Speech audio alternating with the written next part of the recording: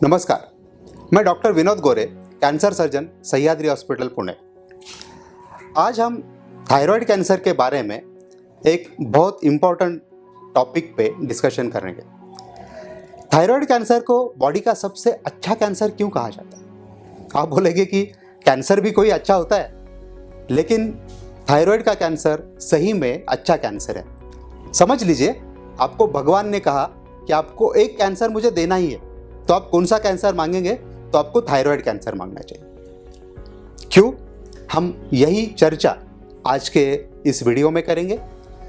Thyroid cancer, thyroid की ग्रंथि अपने नेक में होती है, गर्दन में होती है। तो यहाँ पर थायराइड की ग्रंथि होती है। आपने देखा होगा बहुत बार, बहुत सारे लोगों को गॉइटर होता है या फिर वहाँ पे गठान होती है, उसी को गॉइटर बोलते हैं। और कुछ गॉइटर्स कैंसरस होते हैं। अभी थायराइड का जो कैंसर है, जो कि बहुत कॉमनली हम जिस विषय में चर्चा कर रहे हैं, वो थायराइड का कैंसर है पैपिलरी कार्सिनोमा और फॉलिकुलर कार्सिनोमा। जो कैंसर ऐसा कैंसर है जो कंप्लीटली क्योर होता है। मतलब जो फॉलिकुलर या पैपिलरी कार्सिनोमा किसी को भी होता है, तो थायराइड का कैंसर क्योर होने के चांसेस ऑलमोस्ट 99.99% है। तो इस कैंसर में डेथ होने की संभावना ऑलमोस्ट नील होती है, सही उपचार करें तो। उपचार नहीं करेंगे तो कैंसर से डेथ जरूर होगी। ये ऐसा एक कैंसर है जिसके लिए बहुत सारे अच्छे इफेक्टिव ट्रीटमेंट के ऑप्शंस अवेलेबल है। अभी ये जो कैंसर का क्योर रेट है वो ट्रीटमेंट करने के बाद है। आप ट्रीटमेंट नहीं करेंगे तो कैंसर क्योर नहीं होगा, उससे डेथ होगी। लेकिन आप ट्रीटमेंट अच्छी तरह से करेंगे तो थायराइड कैंसर से डेथ नहीं होती। मुझे बताइए कितनी ऐसी बीमारियां हैं जिसमें क्योर रेट 99% होता है। आपको हाइपरटेंशन हो जाए, ब्लड प्रेशर हो जाए, उसमें से कम 10-15% लोगों की डेथ तो वो बीमारी से होती है। आपको स्वाइन फ्लू हो जाए, निमोनिया हो जाए, कोविड हो जाए, उसमें से डेफिनेटली कुछ परसेंट लोगों की डेथ वो बीमारी से होती है। बहुत सारी बीमारियां हैं जो दुरुस्त नहीं होती, सिर्फ बहुत कम बीमारियां हैं जो दुरुस्त होती है, उसमें है थायराइड कैंसर। इसीलिए थायराइड कैंसर अच्छा होता है। अभी दूसरा एक रीजन, अभी कैंसर के बारे में हम जब भी चर्चा करते हैं तो लोग या जो डर मन में होता है, वो डर, सबसे बड़ा डर क्या होता है कि मुझे कीमोथेरेपी लगेगी, मुझे रेडियोथेरेपी लगेगी, उसके साइड इफेक्ट होंगे। तो ये एक ऐसा कैंसर है जिसमें ना कीमोथेरेपी लगती है ना रेडियोथेरेपी लगती है। तो थायराइड कैंसर में कीमोथेरेपी नहीं देते, तो थायराइड कैंसर के लिए कीमोथेरेपी नहीं लगती, थायराइड कैंसर के लिए रेडियोथेरेपी भी नहीं लगती। तो ये दोनों ट्रीटमेंट ऑप्शन जो है, उसके जो साइड इफेक्ट्स है, वो साइड इफेक्ट्स ये कैंसर के ट्रीटमेंट में नहीं होते। ये सबसे अच्छी बात है। दूसरी बात, अभी कैंसर आपने सुना होगा कि चौथे स्टेज का कैंसर है, तीसरे स्टेज का कैंसर है। थायराइड कैंसर में 2 ही स्टेज होते हैं, स्टेज 1, स्टेज 2। मतलब बाकी कैंसर में ऐसा होता है कि स्टेज 4 में गया तो दुरुस्त नहीं होगा। थायराइड में चौथा स्टेज होता ही नहीं है, सिर्फ पहला स्टेज और दूसरा स्टेज। मतलब थायराइड में कैंसर है तो पहला स्टेज, और कहीं ब्रेन में फैल जाता है, लंग में फैल जाता है, बोन में फैल जाता है तो दूसरा स्टेज। तो 2 ही स्टेजेस होते हैं।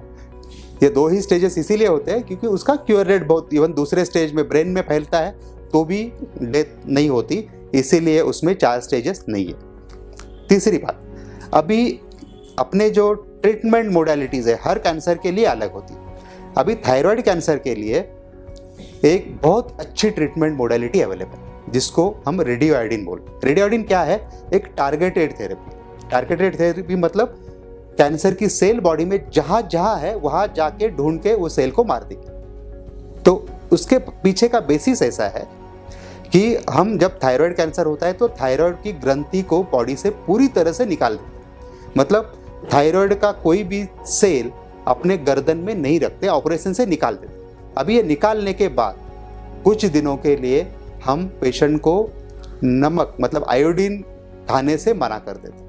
तो बॉडी में कहीं भी कोई भी पेशी या सेल थायराइड की रही होगी या कहीं ब्रेन में होगी, फेफड़े में होगी, ब्लड में होगी, तो वो पेशी थायराइड की जो है, उसकी स्पेशलिटी थायराइड की यह है कि आयोडीन जो होता है वो सिर्फ थायराइड की ग्रंथि ही या थायराइड की सेल ही एब्जॉर्ब करती।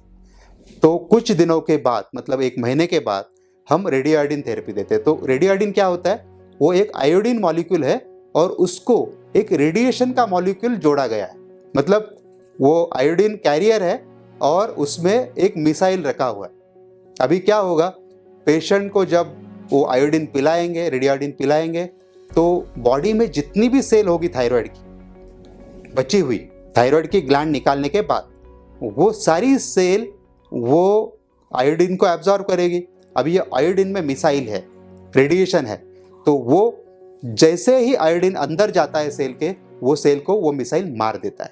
तो इसलिए जहाँ भी बॉडी में थायराइड कैंसर की सेल बची हुई है, उसको वो ढूंढ ढूंढ के मारता है। इसीलिए उसका बहुत इफेक्टिव ट्रीटमेंट अवेलेबल होने के कारण ये कैंसर पूरी तरह से दुरुस्त होता है। और इसी कारण ये 2-4 जो मैंने कारण बताए, इसीलिए थायराइड कैंसर को बॉडी का सबसे अच्छा कैंसर माना जाता है।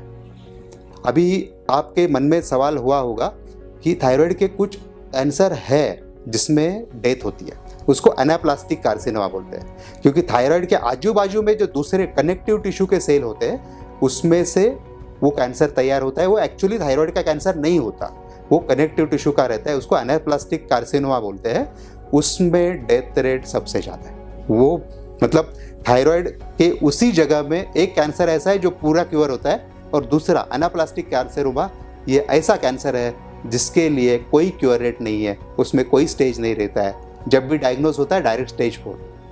तो ऐसे 2 कैंसर थायराइड के नज़दीक में रहते हैं, और थायराइड के कैंसर में बहुत अच्छे ट्रीटमेंट के ऑप्शन होने के कारण ये कैंसर अच्छा कैंसर है। थायराइड कैंसर के या थायराइड के बीमारी के बारे में आपके मन में कोई भी शंका हो तो आप हमें हमारे ईमेल में सवाल भेज सकते हैं, या फिर हमारे फ़ोन नंबर से आप हमें जुड़ सकते हैं, हमें सवाल पूछ सकते हैं। हम कोशिश करेंगे कि आपके सभी सवालों का हम हल निकालने का कोशिश करेंगे। धन्यवाद।